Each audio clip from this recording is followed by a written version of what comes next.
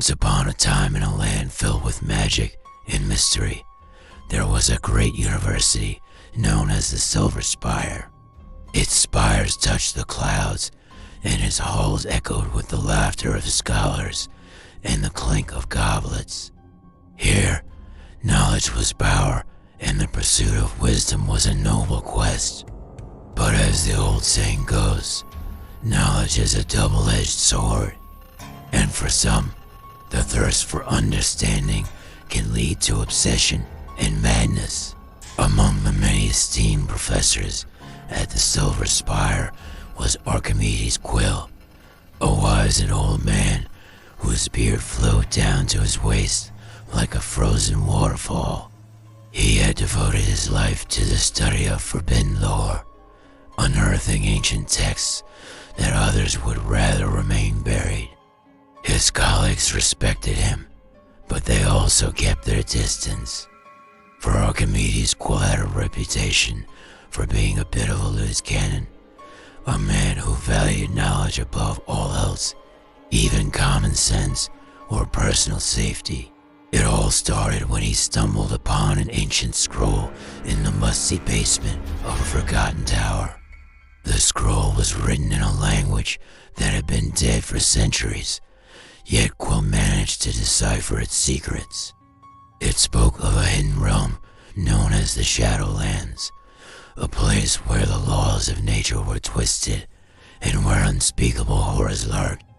But it also hinted at unimaginable power, the kind that could make a man's heart sing and his bones glow with otherworldly fire.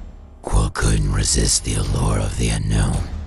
He assembled a small team of fellow scholars, brave or foolish enough to join him on this perilous quest.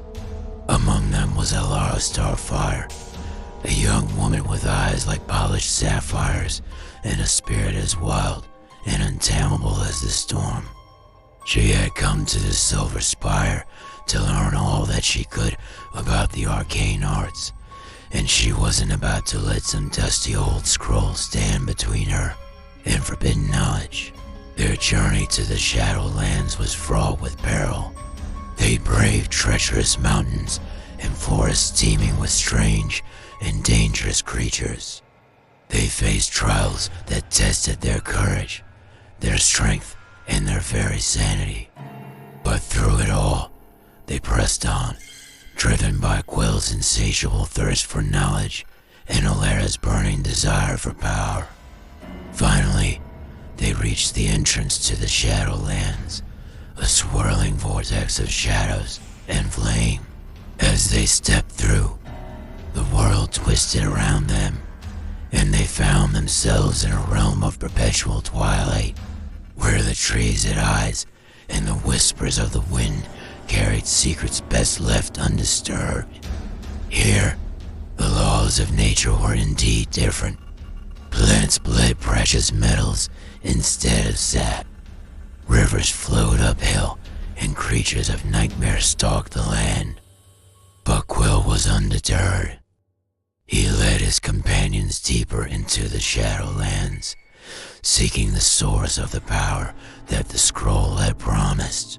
What he didn't realize was that the scroll had been just the first layer of an elaborate trap, a trap laid by a being of pure shadow and flame named the Devourer.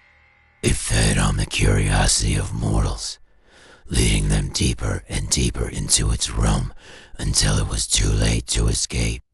The Devourer was ancient and immensely powerful, and it had been waiting for just such a reckless scholar as Archimedes Quill. It had watched him from afar, sensing his obsession with forbidden knowledge and calculating the perfect moment to strike, and now it was ready to claim its prize. As Quill and his companions ventured deeper into the Shadowlands, the Devourer began to make its presence felt. The ground trembled beneath their feet, and the air grew heavy with the scent of sulfur and decay. Then from the swirling shadows, it emerged, a creature of pure nightmare, with eyes like burning suns and a mouth filled with teeth like shards of glass. The Devourer attacked with a roar, and Quill and his companions were helpless to stop it. One by one, they fell victim to its power, their screams echoing through the endless twilight. And then it turned its attention to Quill, who stood trembling before it, his eyes wide with terror and his mind reeling from the sight of such unadulterated power. The Devourer offered him a choice, a chance to submit and become its servant in exchange for unimaginable power. But Quill, ever the scholar, refused to bend the knee to a creature of darkness. He knew that the Devourer craved knowledge as much as he did, and he had a plan to defeat it. He feigned a desperate attack, drawing the Devourer's attention away from the portal back to the real world. At the last moment, Quill slipped through the portal, escaping back to the relative safety of the real world. But he knew that the Devourer would not be content to let him go. It would follow him back, eager to claim its prize. And so it was that Archimedes Quill returned to the Silver Spire, not as a conquering hero, but as a hunted man, pursued by a creature of pure shadow and flame. The Devourer tore through the fabric of reality, eager to claim its prize. But Quill was ready for it.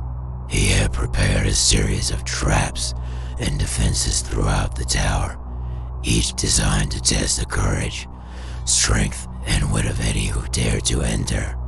First, it had to navigate a labyrinth of mirrors and illusions, each one designed to disorient and confuse. Then it faced a horde of animated golems, each one more powerful than the last. Finally, it came face to face with Quill himself, who stood at the top of the tower, his eyes blazing with determination. The Devourer attacked, and Quill fought back, wielding a staff that glowed with arcane energy. Their battle shook the very foundations of the tower, and the fate of the world hung in the balance. But in the end, it was Quill who prevailed. He used the Devourer's own power against it, trapping it within a crystal of pure shadow and flame. With the Devourer defeated, Quill and his companions were hailed as heroes. But Quill knew that the true victory was the knowledge he had gained. He had stared into the heart of darkness and lived to tell the tale. And that, he knew, was worth more than all the treasure and glory in the world. From that day forward, Quill became known as the Professor Who Knew Too Much, a title he wore with pride. For he knew that true knowledge came at a price, but that the pursuit of wisdom was a risk worth taking. After all, as he often told his students, what is a life without a little danger? A bit of risk makes the goblet of wisdom all the sweeter. Alara Starfire, however, didn't find much joy in the aftermath. Despite playing a pivotal role in defeating the Devourer, she found herself overshadowed by Quill's legendary status.